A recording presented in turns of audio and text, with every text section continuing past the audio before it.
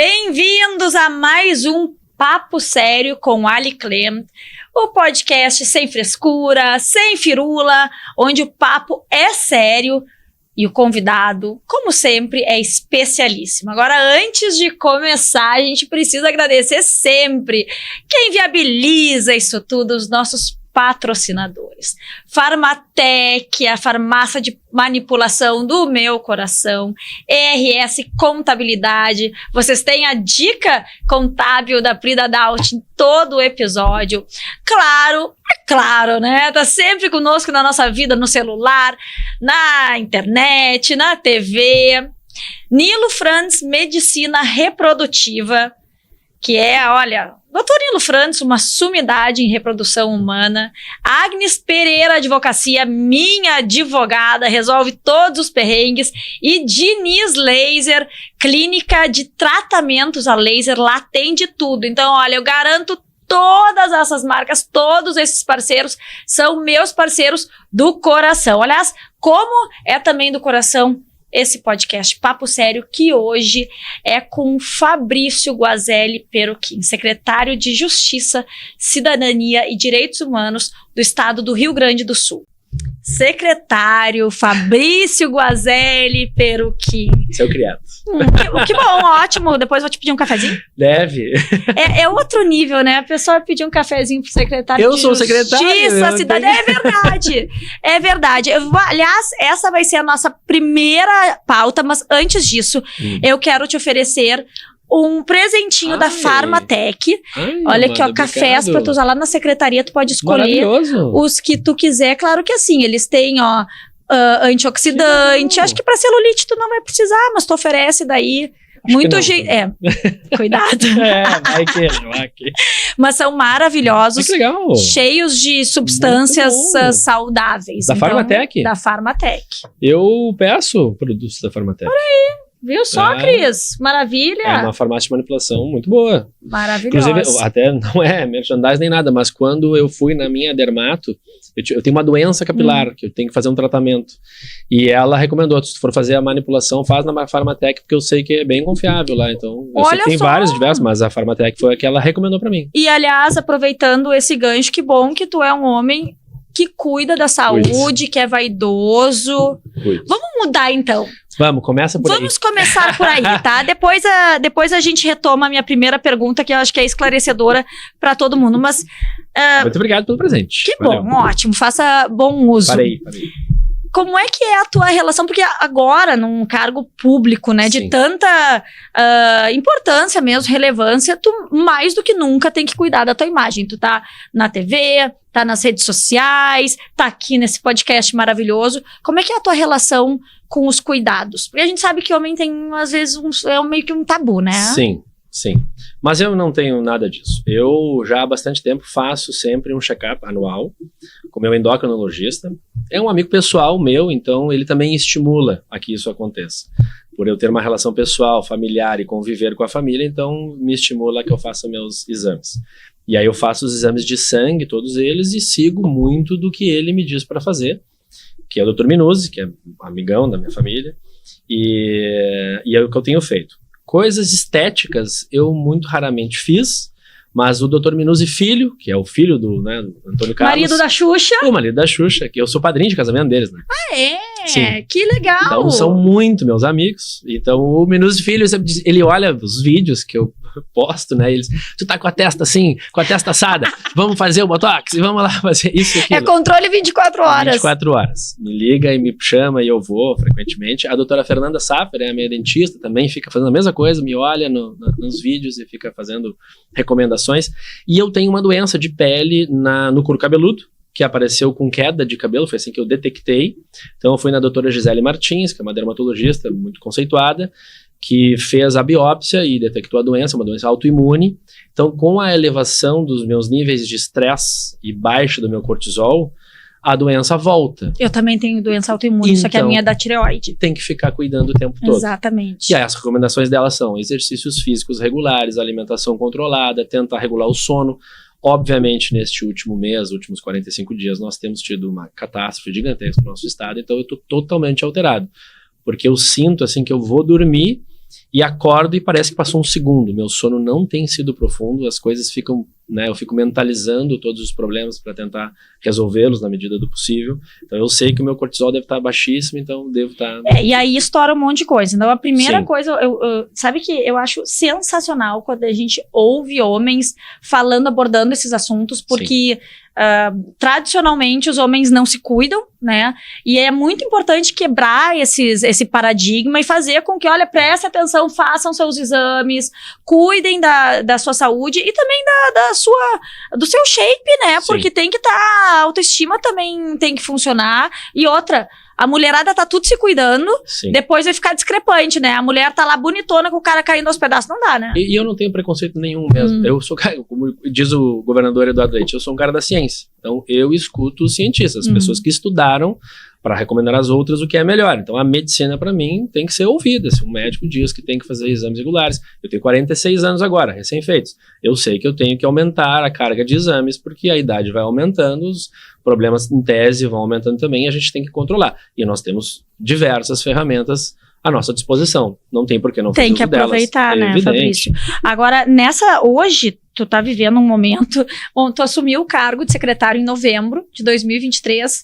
Foi novembro, né? O segundo, né? O segundo. Porque eu, em janeiro de 23, assumi como secretário da habitação. Sim, mas, bom, E eu nem agora, sei o que dá mais trabalho, na verdade. Eu também não. Mas calhou de pegar essa situação dramática que o Estado passou. E eu quero te perguntar, assim, como é que tá sendo a tua rotina? Porque uma das coisas que eu acho muito importante esclarecer para as pessoas, assim, o secretário, ninguém sabe o que faz o secretário, Sim. quer dizer, ninguém sabe não, né? Quem convive sabe, Sim. mas a população precisa saber o que é a Secretaria de Justiça, Direitos Humanos e Cidadania, né? E como é que é essa tua rotina? Porque eu não sei nem como é que tu dorme, sinceramente. Aliás, Também tenho tido quiçá dificuldades. fazer exercício físico. Sim. Fiquei 30 dias sem fazer, porque não tinha a mínima condição.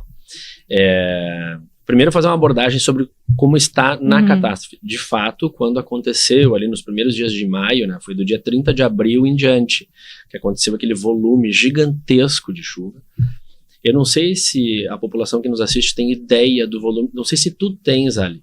E olha que a gente é estudado, eu vou dizer isso porque quase público notório. A Ali foi minha colega de faculdade, então nós temos uma amizade muito longa. Eu passei em várias cadeiras com os teus cadernos Eu ia que eu dizer, copiava. Valoriza. Ele hoje é secretário de Justiça do Estado do Rio Grande do Sul, sabe graças a quem? A mim. Porque ele passou nas cadeiras graças aos meus cadernos. Eu ficava prestando atenção no professor, eu sempre fui muito... eu sou extremamente disciplinado, então eu ficava prestando atenção. Mas eu não anotava nada. E a Ali anotava tudo, então eu pegava o caderno da Ali e copiava. Vamos esclarecer que tu era um ótimo aluno, né? Só que meu caderno era mais bonitinho. Sempre desenhado, colorido. Nos primeiros dias, então, que aconteceu essa catástrofe, e agora os números estão chegando, por exemplo, para que vocês tenham uma ideia do que aconteceu, o volume de águas em 7 dias, que caiu em todo o estado do Rio Grande do Sul, e desceu em todos os nossos vales, né, o Vale Taquari, o Vale do Caí, o Vale no Rio das Antas, e desaguou no Guaíba, foi 1 bilhão e 600 milhões de metros cúbicos de água. Eu não consigo nem imaginar. É difícil fazer isso. Então eu vou tentar ser exemplificativo. Se você pegar a Lagoa dos Patos, que vai daqui de Porto Alegre até Rio Grande, tem 200 quilômetros de extensão. E a largura disso é 50 quilômetros. Então 200 quilômetros por 50 quilômetros. Se você elevar isso 32 centímetros de água, é 1,6 bilhão de metros cúbicos de água que caiu no Estado do Sul em uma semana, em 7 dias. Nossa. Um volume extraordinário de água. É mais do que uma lagoa. Levar 32 centímetros toda a lagoa ao mesmo tempo. Só que isso caiu em todo o estado do Rio Grande do Sul e desaguou no Guaíba. E foi isso que ocasionou essa tragédia, que 2/3 do estado do Rio Grande do Sul alagaram. É inimaginável.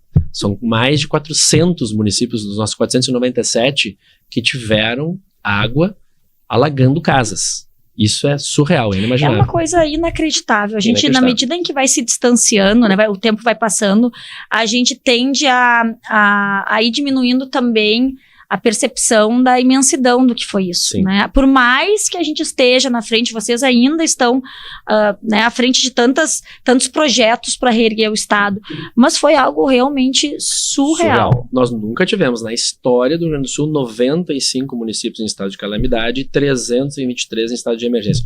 Não sei se a população sabe qual é a diferença. Estado de calamidade para um município significa: eu tenho um problema e eu não consigo resolver sozinho. Eu não dou conta com o meu próprio orçamento de dar a virada. Então, estou em estado de calamidade. Preciso de ajuda do governo estadual e federal. Estado de emergência. Eu tenho problemas, mas eu consigo dar a volta com meus próprios recursos. Mas eu preciso de algumas recaídas dos requisitos legais. Por exemplo, as licitações, fazer contratos emergenciais. Eu consigo fazer o contrato emergencial. Por isso, eu mantenho o estado de emergencialidade e não de calamidade. E isso, obviamente, é auditado pelo Estado e é o governador quem homologa. O município pede o estado de calamidade, mas ele só terá o estado de calamidade confirmado quando o governador homologar. Quem faz isso é a Defesa Civil, através de diversos requisitos que são preenchidos. Nós, obviamente, na primeira semana foi catástrofe total, as pessoas em cima de barcos ajudando a salvar agentes. A maioria dos profissionais da nossa secretaria foi ajudar em salvamentos. Sim, que aí era emergência Todo mundo. mesmo. Todo mundo. Sociedade civil organizada, o privado e o público juntos, era o policial civil junto com o dono da mercearia, da padaria, em cima de um barco salvando pessoas. Agora, essa situação, né, Fabrício, por mais trágica que seja, eu gosto de tentar ver os aprendizados e eu tenho certeza que foi uma retomada do orgulho, da nossa identidade como gaúcho, a questão do pertencimento. E eu acho que, especialmente para ti, no caso, né, que está no governo, isso acaba dando mais propósito para o trabalho. Sem dúvida. Porque tu sabe o que tu está defendendo. Como é que foi essa experiência para ti? A primeira coisa que eu acho importante dizer é: a gente não pode coordenar os ventos, mas a gente pode direcionar as velas. Isso para quem navega, a gente não sabe de onde vem o vento, mas a gente pode coordenar as velas para saber para onde o barco vai. Então existe aquela figura da liderança que tem que ser reconhecida. Eduardo Leite. Foi importante que nós tivéssemos, no momento da maior catástrofe do estado do Rio Grande do Sul, um governador que eu posso dizer, é uma afirmação obviamente pessoal, mas talvez eu tenha a procuração de milhares de pessoas para dizer, era a pessoa certa no lugar certo. É um governador do estado que tem, me parecido, que tem tomado as decisões certas, nos momentos adequados, para direcionar as políticas públicas necessárias para reconstruir nosso estado. Isso é um ponto fundamental. O segundo ponto fundamental, o gaúcho tem uma resiliência que é impressionante. Isso é impressionante. Porque a gente fez vistoria em todos os abrigos, nós chegamos num momento que tínhamos mais de 800 abrigos no estado do Rio Grande do Sul, diversos municípios, 4 deles concentraram o maior número de abrigos, Porto Alegre, Canoas, que foi, né, o ápice do abrigamento, Porto Alegre, Canoas, Guaíba e São Leopoldo, tiveram o maior número de abrigos. Nós vistoriamos quase todos, não conseguimos ir em todos, porque abriu abrigo em casa de pessoas, né? A pessoa abria sua garagem e abrigava pessoas, então nesses a gente não tinha controle, mas os abrigos maiores nós fomos em todos. Conversávamos com as pessoas, e era surreal. Perderam absolutamente tudo, perderam a casa, perderam as roupas, perderam as comidas, perderam os remédios, perderam os materiais escolares, perderam as memórias, as fotos, isso os álbuns. Não foram apenas objetos, né? É a vida das pessoas que se foi. Ali, e eles nos confortavam. Essas pessoas que perderam tudo diziam: secretário, nós vamos dar a virada, o senhor conte conosco, nós vamos trabalhar, nós vamos reconstruir, nós estamos juntos. A pessoa estava num abrigo, dormindo num colchão que tinham arranjado para ele, sem roupa, sem comida, e nos dando força. Isso é inacreditável, isso é surreal, nos dá uma força, nos dá um ânimo, a gente acorda, sabe, vamos lá, vamos brigar, vamos fazer o que tem que fazer e vamos para cima e vamos embora, porque a população gaúcha nos dava um fortalecimento, parecia uma injeção de adrenalina. Vamos lá, porque nós estamos juntos. É que humaniza muito o trabalho, né? A gente eu imagino assim, que sai um pouco da burocracia também, daquela politicagem que a gente sabe que é normal, porque afinal de contas são negócios que estão rolando. Pra tu entender que no fim das contas é tudo pelo povo mesmo. Quem reconstrói é o povo. Quem reconstrói é o povo. O governo dá algumas linhas, dá algumas direções. Políticas públicas são necessárias porque, obviamente, não se chega na ponta de todo mundo.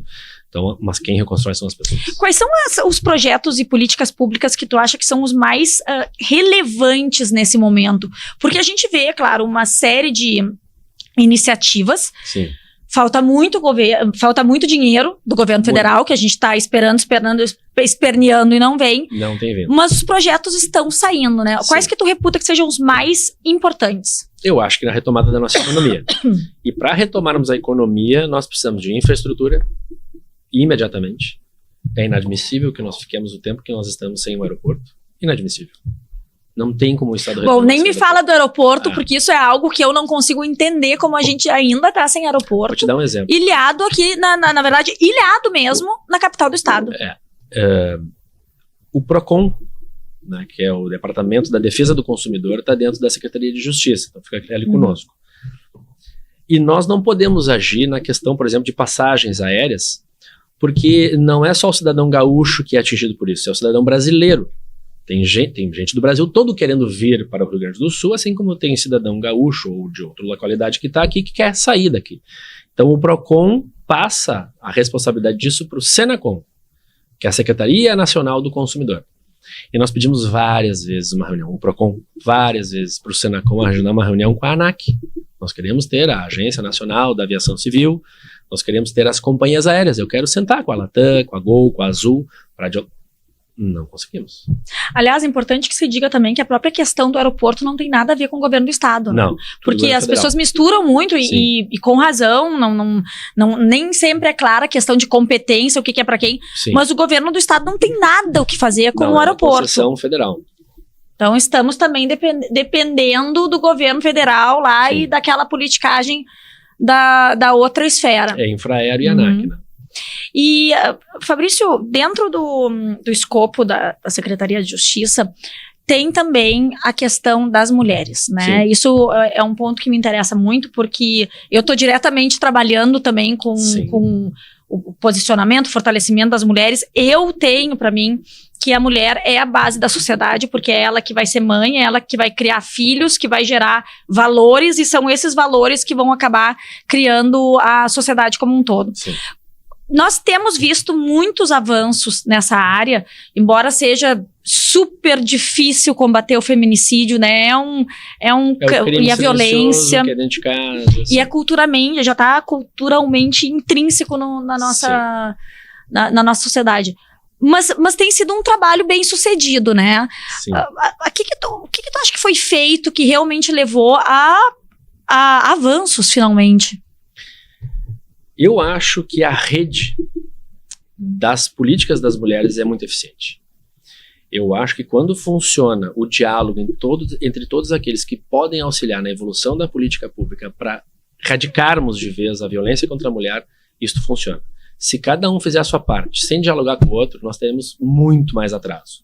Eu acho isso a eficiência que tem trazido para o Estado do Rio Grande do Sul a diminuição dos números, que a gente não conseguiu zerar os números, e é impossível zerar os números, isso a gente sabe. A violência é intrínseca à sociedade humana desde que o humano é humano. Freud escreveu sobre isso, o ser humano é selvagem, por natureza.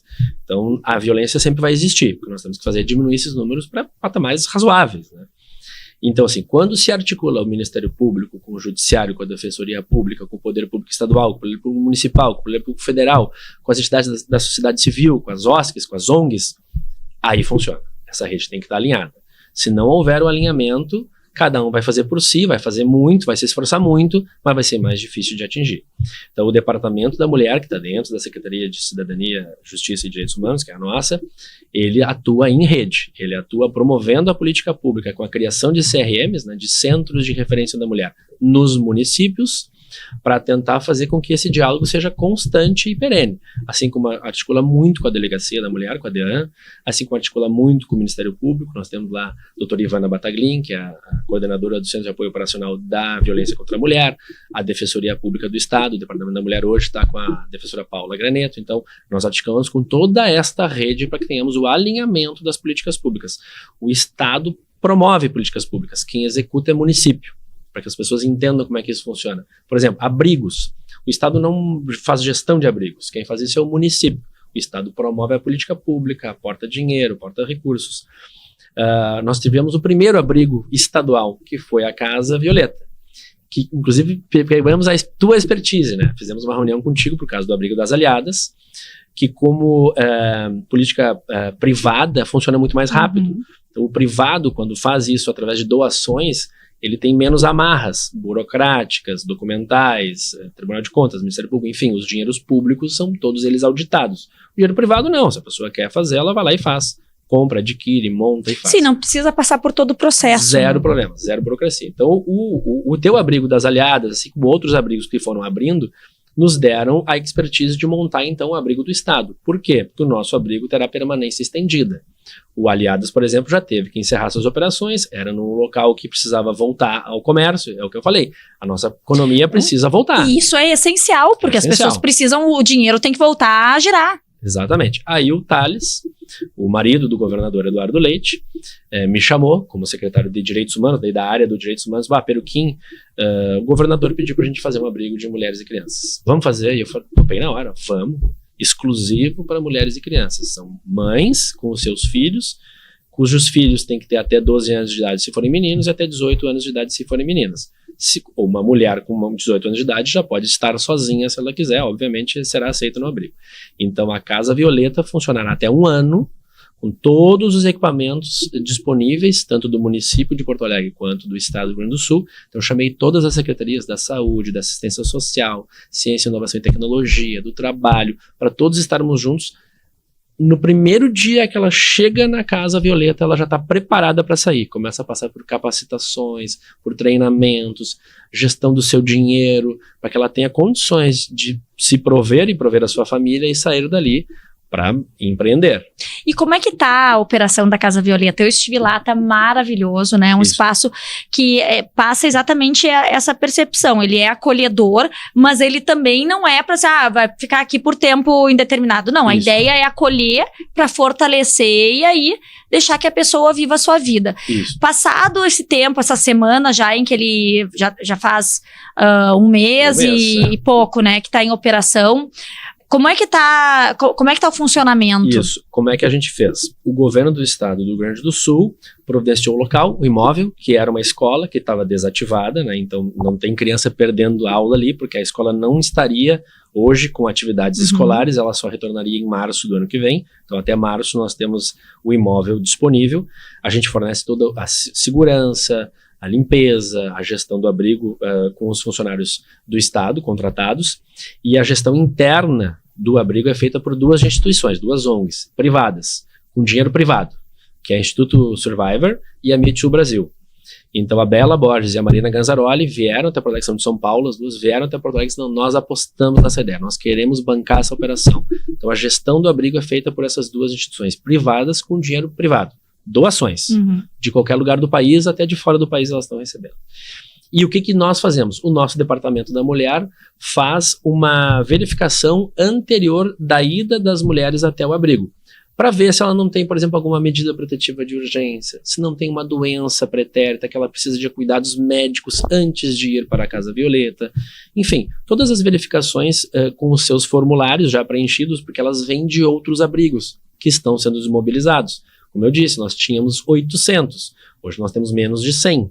Esses abrigos vão sendo desmobilizados, algumas pessoas não têm como voltar para suas casas, então estão indo para esses 100 abrigos, em torno que existem. Um deles é a Casa Violeta. Então esses abrigos serão de permanência estendida por até 1 ano, e lá as mulheres e as crianças terão atendimento 100%, com transporte escolar para ir para a escola, atendimento médico, atendimento psicossocial, a alimentação, 4 alimentações por dia, então todas as providências privadas. E são só para mulheres que estão sem casa, ou também estão aceitando mulheres, por exemplo, que precisam sair de casa, como no caso de uma violência doméstica? Aí o DPM, nosso Departamento de Políticas para a Mulher, faz essa avaliação. Por quê? Eventualmente nós temos mulheres vítimas de violência que estão com medida protetiva e o agressor ainda está a ameaçando. Então não é bom levar esta mulher para a Casa Violeta, porque ela coloca as outras mulheres em risco. Se o agressor for lá e quiser fazer a tentativa, obviamente ele será preso, não vai acontecer. Mas se ele quiser fazer isso, ele pode colocar a vida de outras Sim, é que não é uma casa feita como uma casa de acolhimento, Não que tem é. todo o sigilo, tem toda aquela, Exatamente. né, os processos para manter a Isso. mulher, as mulheres afastadas. Aí o DPM encaminha para estes abrigos sigilosos. Abrigos que nem eu sei aonde são, mas são abrigos sigilosos que são geridos por municípios ou auxílios do Estado, que são para as mulheres vítimas de violência que estão na iminência de sofrer agressão. Nesses casos, a gente encaminha para esses abrigos e elas ficam sigilosamente lá, até que cesse a agressão, o agressor seja preso, processado, enfim, que tem os trâmites legais, que daí quem faz Polícia Civil, Brigada Militar, Poder Judiciário, Ministério Público. E aliás, falando em povo gaúcho, vamos reproduzir-nos cada vez mais esse povo maravilhoso que voltou a ter muito orgulho de ser daqui. E para você que tem esse sonho de ter, de repente, um gaúchinho, uma gaúchinha, ser pai, ser mãe, sempre há esperança. E com tecnologia, a medicina está cada vez mais avançada. Lá na clínica Nilo Frantz, Medicina Reprodutiva, eu tenho certeza que você vai encontrar todo o apoio que a ciência pode te dar e um corpo clínico sensacional para continuar buscando a realização desse sonho que é a paternidade, a maternidade. Onde você vê um sonho, nós vemos possibilidades. Você tem esperanças, nós temos tecnologia. Você imagina o futuro, nós planejamos o amanhã. Você tem o apoio da sua família, nós temos um grande time. Você conta os minutos para a chegada, nós acompanhamos cada fase. Você enxerga a felicidade, nós também. Nilo Frantz, Medicina Reprodutiva. Falando em Rio Grande do Sul e a necessidade de retomar a normalidade, retomar o que dá, né, da grandeza desse estado, a gente pode contar com a Claro, essa empresa que está ajudando em muitos projetos de reconstrução. E a Claro está aqui com a gente no nosso podcast. A gente agradece o apoio, como sempre, não só aqui, mas por todos os gaúchos. Com a Claro, você se conecta mais com o que ama. I've been catching vibes so fresh and clean. Yeah, I'm feeling good, feeling free. Running from my head down to my feet. It's a beautiful day. It's a beautiful day. Come out and play. Com a Claro, você se conecta mais com o que ama. It's beautiful. Fabrício, eu sei que essa não é exatamente, não faz parte especificamente da tua secretaria, mas a questão da educação me preocupa muito, né? Embora nem todas as escolas sejam também de competência do Estado, até um determinado ano é de competência municipal, Sim. Mas como é que está a situação das crianças e das escolas aqui no Rio Grande do Sul? Pois é, nisso nós concordamos 100%. Não há gestor público que não tenha que se preocupar com a educação. Se um gestor público não se preocupar com a educação, está no lugar errado, fazendo a coisa errada. Então, obviamente que é uma preocupação de todos nós no governo. O que nós tivemos foi muitas escolas totalmente afetadas pela catástrofe. Então, a Secretaria de Obras Públicas, que faz as reformas e construção de escolas, atua diretamente para colocar em rápida normalidade todas as escolas que foram afetadas. Por exemplo, como a minha secretaria, nossa secretaria, trabalha com todas as populações vulneráveis, vou te dar um exemplo simples. Tem 4 comunidades indígenas, 4 reservas, que perderam as suas escolas, totalmente. Não foram alagadas, foram levadas pela enxurrada de água. Gente. Então essa precisa ser reconstruída. O que eu fiz? Reunião com a SOP, com a Secretaria de Educação, com a Raquel Teixeira e com a Isabel Mate. Gurias, eu preciso de 4 escolas imediatamente. Vamos lá. E já estão em obra 4 escolas. Só que o que eu preciso fazer? Eu preciso chamar as comunidades indígenas, porque tem diversos requisitos culturais para a construção de uma escola numa reserva indígena, numa comunidade indígena. E a gente não faz nada autoritário. Eu sempre chamo a população do local para dialogar. Comunidade quilombola é a mesma coisa, povo de terreiro é a mesma coisa, população cigana é a mesma coisa. Eu dialogo com as lideranças comunitárias para eles entenderem os projetos que nós elaboramos. Esse projeto serve, é isso que serve para vocês, as crianças de vocês estarão assistidas. É assim que a gente quer. A gente vai lá e constrói a escola. Na verdade, a tua secretaria, a tua secretaria, ela acaba sendo uma central, Sim. Porque tudo que envolve cidadania, né? Justiça, cidadania, direitos humanos, cidadania passa tudo. Tudo. A Né? gente tem todas as populações. LGBTQIA+, população com necessidades especiais nos PCDs, as mulheres vítimas de violência, população idosa, criança e adolescente, população negra, quilombola, indígena, povo de terreiro, ciganos, migrantes, refugiados, todas essas populações, as políticas públicas para essas populações são organizadas ali na nossa secretaria. É por isso que tu não dorme de noite, né? Não, é que é muita responsabilidade. E em diversos momentos, não tinha como fugir disso, porque o alcance de cestas básicas, água, alimentos diversos para as populações em abrigo, em tese, é uma obrigação do município, porque é ele que tem o contato direto com o cidadão. Mas a população que está necessitada não quer saber se é município, estado ou união. Ele é o cidadão brasileiro, é o cidadão gaúcho, é o cidadão porto-alegrense, é o mesmo cidadão. Eu recebia demandas de cestas básicas, água, alimentos, kit de limpeza, e o que eu fazia? Eu ia na Defesa Civil, pegava um caminhãozinho da secretaria, enchia o caminhãozinho da secretaria, preenchia, porque é importante que a população saiba disso. O Estado, quando recebe uma doação, se torna o proprietário daquele bem. Então, tudo que sai da Defesa Civil do Estado do Rio Grande do Sul é mapeado. A quantidade que sai, o volume que sai, litros de água que sai e para onde vai. Se houver desvio, tem que punir. Essa questão é importantíssima de a gente esclarecer, porque muitas pessoas perguntam o que aconteceu com o dinheiro que foi pro Pix, né? Tanto do Pix do Estado quanto do Pix do município, dos municípios em geral. Sim. O que aconteceu com esse dinheiro? O dinheiro do Pix do Estado, que fique bem claro para o cidadão, se você acessar www.sosenchentes.rs.gov.br, está lá todo o valor que entrou e todo o valor que está saindo. Então o Pix do Rio Grande do Sul recebeu mais de 100 milhões de reais. Nossa, eu não sabia que tinha Mais sido. de 100 Isso milhões basicamente de pessoas e empresas. do mundo. Do mundo inteiro. Do mundo inteiro. Tá, só para deixar claro que isso é iniciativa privada. O que aconteceu? Em setembro, com a enchente do Vale do Taquari, muitas pessoas começaram a ligar para pessoas do governo, dizendo, eu quero doar para o Estado do Rio Grande do Sul, quero dar para o governo. O governador, obviamente, sentou com o secretário e disse, o que nós podemos fazer? Se o dinheiro entrar dentro do tesouro do Estado, ele se engessa. Ele vira um dinheiro público, que necessita de licitação para ser usado, que necessita passar pelos processos burocráticos, que necessita passar por todas as auditorias para ele poder ser utilizado. Foi por isso que foi criado o Pix SOS Enchentes, o Pix do SOS Rio Grande do Sul. Esse Pix, ele está sendo gerido por uma associação de bancos gaúchos, tá? O Pix é o CNPJ do governo do Estado do Rio Grande do Sul, é o nosso CNPJ, e o dinheiro que entra tem uma gestão compartilhada.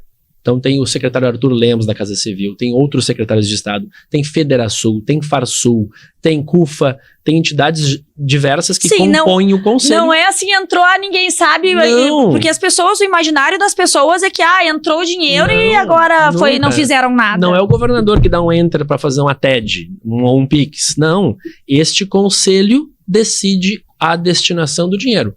Por isso que decidiram que naquele momento, há 15, 20 dias atrás, acho que mais um pouquinho, já havia recursos suficientes para encaminhar para quem estava inscrito no cadastro único, população de pobreza ou extrema pobreza, um valor. Acho que era R$ 2.500, se eu não me engano, foi transferido. Aí sim, porque essas pessoas que estão inscritas no cadastro único, no CAD único, elas são a base da política pública da população pobre e extremamente pobre.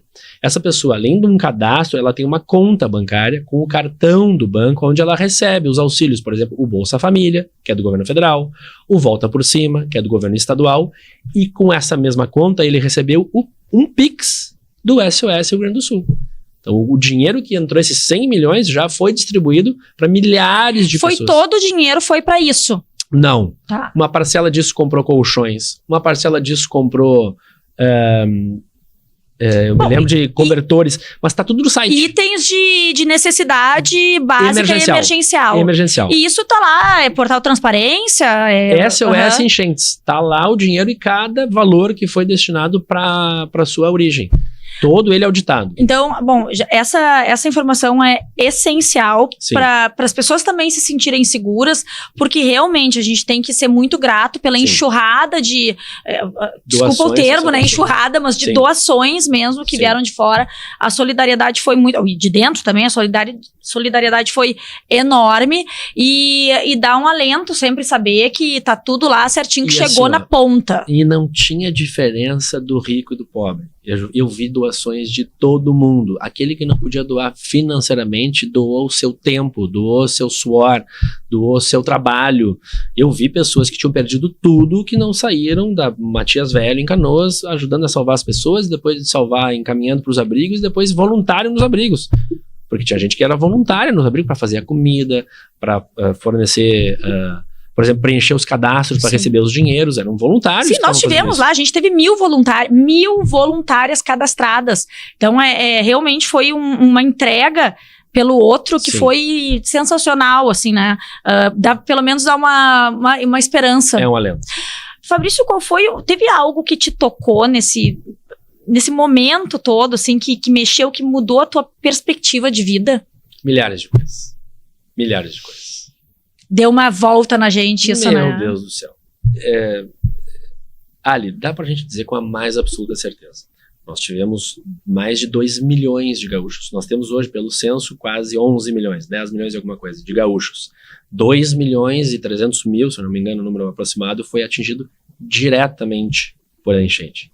Mas eu tenho certeza que 100% deles foram atingidos indiretamente. Nós fomos atingidos. Todos nós. Não haverá mais o mesmo estado do Rio Grande do Sul amanhã. Somos outro estado a partir de hoje. Nós temos um trauma de quando começa a chover. É A verdade. gente ouve um vento na nossa janela e a gente já pensa, meu Deus, o que vai acontecer? E não é interessante que isso não é muitas vezes por nós mesmos, porque assim, eu sou uma pessoa que não perdi nada, né? Sim. Não tive Sim. um impacto direto, Sim, mas a gente absorveu o medo coletivo, né? De forma solidária mesmo, porque Sim. foi muito impactante. Como é que tu vê o futuro agora? Né, do ponto de vista do governo e tu sendo uma dessas peças fundamentais ali dentro. Eu vejo, e vou ser bem honesto, olhando olho no olho para ti ou olho no olho de quem está nos assistindo. Sem a ajuda do governo federal, hoje, impossível darmos a volta rapidamente. Mas a certeza que eu tenho é que nós vamos dar a volta. Isso é uma certeza absoluta. Nós temos gestão hoje de eficiência. Tem pessoas técnicas no governo nos lugares certos. Eu acho que foi um acerto do governador ter nomeado Pedro Capellucci, nosso secretário da Reconstrução. Ele é técnico, ele é funcionário público do Tesouro Nacional, concursado. Então, há anos ele conhece os processos internos, onde estão os recursos e sabe como fazer. Porque não adianta nada eu nomear uma pessoa com todas as suas qualidades, uma pessoa que seja, sei lá, um grande político, uma grande autoridade, uma grande referência em alguma área, mas que não conheça o processo em si. Nós temos 3 coisas fundamentais para fazer esse negócio dar certo. Primeiro, nós temos que ter pessoas boas nos lugares certos, e eu acho que nós temos. Nós temos um propósito, que é maravilhoso, é atender a população gaúcha, somos nós, é o futuro da minha filha, dos teus filhos. Então não tem por que a gente não doar 100% do nosso suor para isso. A terceira coisa que nós precisamos fazer é processos eficientes. Então, sem a ajuda do governo federal, vai ser mais difícil, mas nós vamos fazer. Agora o governo federal deveria olhar para o Rio Grande do Sul. Tu sabes isso que eu vou te dizer. Nós arrecadamos 108 bilhões de reais por ano. E 40 ficam aqui. O resto vai para o governo federal e fica lá. Só 40, todo ano. Dos 108 arrecadados por ano, só 40 ficam. O governo federal poderia dar uma esticadinha nessa corda, né? E por que não tá esticando a corda? Não sei te dizer. Eu afirmo que esses bilhões que foram anunciados pelo governo federal foram créditos e antecipações. Não tem dinheiro novo.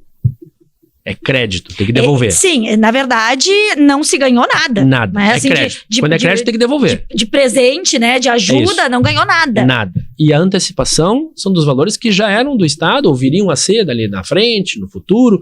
Tudo certo que foi antecipado, é ótimo, é valioso isso, tem sentido fazer isso agora, mas dinheiro na conta do Estado do Rio Grande do Sul, transferido fundo a fundo do governo federal para nós, zero. Vou te dar outro exemplo, tá? Em setembro, no Vale do Taquari, eu era secretário de Habitação. Quando teve toda aquela catástrofe, aquela enchente horrível lá no Vale do Taquari, que eu sentei lá com diversos prefeitos, com moradores daquela região do Vale, fiquei morando lá em Encantado, junto com o vice-governador Gabriel Souza, vários dias. Eu era o secretário da Habitação e eu encaminhei diversos programas, federais e estaduais. Somente os estaduais colocaram tijolo até hoje. Não tem nenhum tijolo do governo federal. Desde setembro, não tem nenhuma ordem de início de obra, não tem nenhuma empresa contratada para construir nenhuma casa no Vale do Taquari do evento de setembro. Estamos em julho. Não, Julho. estamos em julho e com mais esse trauma e esse problema maior ainda. Sim. Então, essa informação também é de extrema importância, porque nós, claro que ouvimos muitas versões, versão de um lado, versão de outro, mas na prática o governo federal não fez nada. O que tem assim? Tem o aceno, ele é muito positivo. Eu não quero fazer uma crítica irresponsável. Não, eu tô perguntando, porque na verdade, assim, nós como gaúchos precisamos entender quem tem que fazer o quê e quem ainda não fez nada para poder cobrar. Perfeito.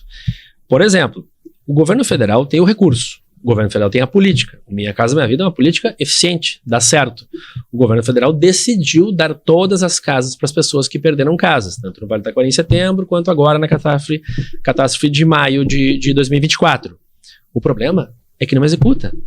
Então, eu não sei qual é a complexidade de procedimento que está acontecendo, qual é o equívoco, isso só pode ser um equívoco para não dar certo, porque eles têm o recurso, têm a vontade, têm o anúncio e não conseguem concretizar. Enquanto o governador Eduardo Leite determinou para a Secretaria de Planejamento, que faz o orçamento, e para a Secretaria da Fazenda, que são duas mulheres, que enaltecendo mais uma vez, né, o poder feminino no governo do Estado do Rio Grande do Sul. Nós temos hoje 40% das secretárias de Estado mulheres. Na minha secretaria, tem maioria de mulheres chefiando os departamentos, né? Tem mais diretoras mulheres que homens. Então as duas que têm a caneta na mão, né, o orçamento e a Fazenda, o governador determinou, vamos destinar recursos para as habitações e já estão em obras e já foram entregues casas. Já foram entregues casas no Vale do Taquari. Sim, porque na verdade é uma necessidade imediata, não dá para esperar, não é uma estrutura que possa vir. É que a percepção que eu tenho, tô falando a minha opinião aqui, é que, sem dúvida, há o anúncio, pega muito bem, e depois o que há de recurso é muito assistencial. Sim. Que garante voto. Mas de reestruturação a gente não vê nada. Tem uma dificuldade, não sei quais são os entraves ou aonde eles estão, eu sei que não estão saindo do papel. E o governador foi enfático, Eduardo Leite foi enfático na reunião de secretariados que acontece regularmente. O cidadão já sofreu tudo o que tinha que sofrer. Ele não vai sofrer pela burocracia. Então, o Estado do Rio Grande do Sul não será burocrático. Pensem fora da caixa e executem. A ordem está dada. Nós vamos fazer. Com o dinheiro federal ou não, nós vamos fazer. E a dica minuto para falar sobre dinheiro, contabilidade, contas, essas coisas todas, com a maravilhosa Prida Daut da ERS Contabilidade. Confere aí. Olá, eu sou a Priscila Dadaut e hoje a minha dica contábil é desvendando 3 mitos sobre contabilidade que podem atrapalhar o seu negócio. Contabilidade é um bicho de 7 cabeças? Só serve para pagar impostos? Hoje vamos desmitificar a contabilidade e mostrar como ela pode te ajudar a crescer.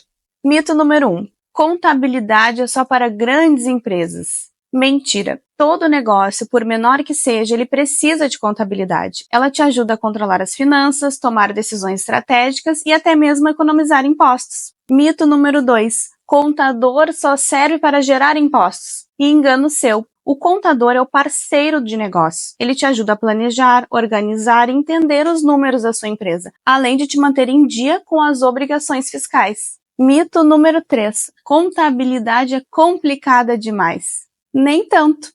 Com a tecnologia, a contabilidade ficou ainda mais fácil e acessível. Existem softwares e aplicativos que simplificam os processos e te dão informações valiosas sobre o teu negócio de muito fácil acesso.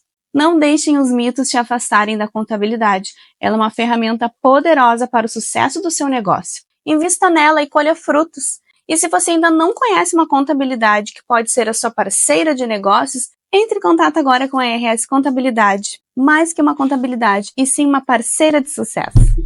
Sempre importantíssimas. Obrigada, Pri, pela tua participação. Valiosíssima, como sempre. Pensar fora da caixa, né? Porque realmente, assim, um dos problemas do dos governos é o engessamento, então que bom Sim. que se vê essas soluções. Vamos ver, de repente, o Paulo Pimenta, né, aparece um dia aqui para nos ajudar a esclarecer essas questões. Mas vamos trocar totalmente de assunto agora, porque eu quero saber com tudo isso, Fabrício, assim, foi uma aula de governo, né, pra gente entender sobre algumas das secretarias, algumas das áreas. Como é que tu ainda consegue lidar com a paternidade? A Helena tá em um momento, 10 anos, né? 10 anos. Que, eu digo, né, não é mais um cansaço físico, mas começa a ser um desgaste emocional Sim. constante. Sim. Como é que tu consegue vê-la bastante? Como é que tu ainda exerce a função de pai? Eu costumo dizer, né, e tenho esse feedback de amigos que convivem muito proximamente comigo, que eu sou um bom pai, que eu sou um grande pai, porque eu sempre quis ser pai. Então eu sou muito presente. Desde o nascimento da Helena, eu dei banho nela todos os dias, e eu sempre tive uma proximidade muito forte com ela. Eu fazia as refeições dela, eu gosto de cozinhar, então eu cozinhava, fazia o café da manhã. Tu cozinha bem? Bem. Qual é a tua especialidade? Eu morei só... churrasco, né? Tá bem! Churrasco, né? Como eu morei sozinho muitos anos, né? Tu sabes, meus pais são do interior, são de Vacaria, moram ainda no sítio lá em Vacaria, graças a Deus estão super bem. Meu pai tem 84 anos, minha mãe tem 74. Faço um parênteses aqui agora. Tu sabes que foi aniversário do teu avô. Sim, dia 29 de junho. De junho, um dia antes do meu, que foi 30 de junho. E o meu pai, na hora que viu a postagem, porque eu falei, olha pai, o seu Pedro Américo Leal estaria fazendo aniversário. Meu pai tem excelentes recordações do teu avô, porque eles foram colegas, né, de assembleia. Sim! E eles foram colegas, e tem um quadro na minha casa que é uma poesia que o teu avô escreveu. Velho Borzega? Tá na parede da minha casa em Vacaria. Tu acredita? Que legal! Eu Nossa, vou pedir pro pai tirar uma emocionado, foto e te mandar. Eles tinham um carinho muito grande um pelo outro. Eram muito próximos, muito amigos. Eu fiquei bem feliz no dia que tu postasse o aniversário do teu avô, porque eu mostrei pro meu pai. Eu tava em Vacaria, né? Eu fui passar o final de semana com eles para dar um beijo neles. E aí mostrei, olha aqui, pai. Bom, fecha o parênteses. Não, mas que legal, olha. E a Helena tava comigo lá. Olha, agradeço muito essa recordação, porque é assim que as pessoas continuam Sim. vivendo pra nós, né? Sim. Nossa, manda uma fotinho, vou mostrar pra todo mundo. Agora eu vou entregar. O cumprimento de mão mais apertado que eu tive na minha vida foi do teu avô. Era um horror. Era impressionante. Ele esmagava a mão da gente. Bom dia, aí dava uma apertada na mão. Ele era um homem forte, mas ele né? me dava assim, ele vinha... Olha, se fosse hoje em dia, ainda iam dizer que tava... meu Deus, tá batendo na pessoa. Mas ele realmente era um homem muito potente, Muito. né? E meu pai tem excelentes recordações. Que bacana. Nossa, aqui, ó. Beijo. Beijo também, onde estiver ele tá nos vendo. Mas, voltando à Helena, não dá para deixar de reconhecer que uma separação, porque eu me separei da minha ex-mulher, da mãe da Helena, ocasionou, né, diferenças, né, do relacionamento, porque agora eu não moro mais com ela mora com a mãe, e eu frequento a casa delas, porque eu me dou muito bem com a Gisele, com a mãe da Helena, a gente tem uma relação ótima, excelente, muito boa, mas não é a mesma coisa. Então, ela me cobra muito. Ela tem me cobrado muito. Claro, porque não é a rotina, né? Não tá no dia a dia. E eu não estou com a presença que eu tinha o tempo todo. Então ela diz às vezes, tu gosta mais do governador do que de mim. Esse, meu amor, é o trabalho do pai. O pai tem que ir na reunião, tem que ir no evento, tem que ir em algumas situações que ela queria estar comigo. E tu não leva ela muitas vezes? Não, eu tenho liberdade com a Gisele de ligar e dizer, Gisele, eu quero levar a Helena na terça ou na quinta, que não, meu dia é quarta, em tese, né? É o Dia Internacional dos Pais Separados. Pro trabalho mesmo, pra ela participar. Ela vai na secretaria, no trabalho, mas quando tem evento, ela fica envergonhada. Ai, querida. Ai, pai, eu não quero ir, mas o governador vai estar lá. Não, pai, eu tenho vergonha. Não quero. Tá bom. Eu deixo ela na casa da mãe dela e vou para os compromissos oficiais. Mas eu tenho certeza que ela vai ter também muito orgulho, né, do trabalho do pai dela. E isso é o que acaba ficando também, né? Porque tem um pai presente, tá lá. Busco na escola, levo na escola. Muito bem. Tu sabe que eu tinha... Para confirmar essa tese de que o meu apelido na escola era Gru. Porque só ia eu e as mães. Então era eu e as Minions. Não, eu ia perguntar por que Gru, porque o Gru, no princípio, ele é mais fechadão, assim, Não. né? E tu tem uma coisa que não é Não. fechado. Contrário, Disney on Ice, e aí eu no ônibus com todas as mães e as crianças. O passeio no Farroupilha, e aí que a gente fez várias escolas, fizemos a Up Kids School, depois a Maple Bear e agora o Farroupilha. E eu vou nos eventos, eu gosto, eu interajo, e eu sinto prazer, e a Helena sabe disso, a minha filha. Então eu sou o tio peruca, O tio peruca. tio peruca das amigas da Helena, e das mães eu sou o Gru, eu sou... Mas que legal, Fabrício. Até porque, assim, ó, essa fase também do governo vai passar, né? Sim. Não, nada dura pra sempre. E eu também acho que não vai ser tão intenso. Apesar de ser um trabalho muito intenso, acho que vai dar uma arrefecida mínima nos próximos meses. E eu quero te parabenizar pelo teu trabalho, né? Eu acompanhei de longe toda essa movimentação e vi o teu envolvimento com tudo. Eu acho que é isso que faz a diferença e é o que faz falta também a gente ver de forma mais presente na política como um todo, que é uma área que está tão desacreditada, Sim. né? A gente precisa ter, por exemplo, a comunicação do governo, acho que foi sempre muito boa, Sim. com as lives, com o Instagram mesmo, né? Vocês todos postando, vocês todos muito presentes. Isso torna mais próximo e a gente consegue perceber do porquê que se está trabalhando. Então, meus parabéns, viu? Eu era muito avesso a redes sociais. Tanto que até entrar no governo eu não tinha rede social, não tinha Facebook, Instagram. Até tinha um Facebook, mas era uma questão que eu precisei manter, mas eu não era ativo, não postava, eu só mantinha o meu nome lá. Teve um problema uma vez com um professor universitário, eu dei aula há muitos anos, que criaram um perfil fake de um professor e se relacionava com alunas e era um perfil fake. Então o professor Sério? respondeu, um processo administrativo, e depois foram ver que não era o cara, não tinha culpa nenhuma. Então eu criei um Facebook lá tempos atrás, que é o que eu mantenho até hoje, mas eu não postava. Agora sim, eu vi que é necessário informar a população de muitas coisas. Então, quando é serviços públicos, quando são informações, quando é para realmente a população ficar alerta de alguma necessidade e até saber das políticas públicas que estão sendo fornecidas pelo Estado, eu faço postagens e aposto nelas. É que a rede social não é mais uma rede social pra gente se relacionar, é uma rede de informação, né? Acabou Sim. que cada um de nós tem um canal pra passar seu conhecimento e acaba sendo muito Divulgar importante, coisas exatamente. boas, e eu vou aceitar os teus cumprimentos e vou devolvê-los. Porque nós dois fizemos trocas significativas nas nossas profissões, que redundaram em responsabilidades maiores, retornos maiores, obviamente, mas a gente paga um preço por isso. E eu sei o preço que tu pagaste, que é o preço que eu estou pagando, que são as ausências em casa. E então os cumprimentos que eu aceito, eu devolvo a ti, porque eu sei a dificuldade que foi tu trocar também de profissão. Tu era formado em Direito, trabalhava com a advocacia, assim como eu, que é a minha formação e era a minha profissão, e agora eu estou fazendo uma atividade pública, mas tu também. Então tu está na frente das câmeras para informar, e eu sei que é porque tu gosta, porque eu sei que tu faz a diferença. E eu vejo nos teus olhos isso, porque eu te conheço. Eu sei a família que tu tens, eu sei o marido que tu tens, eu sei os filhos que tu tens, conheço tua mãe, conheço teu pai, conheço todo mundo.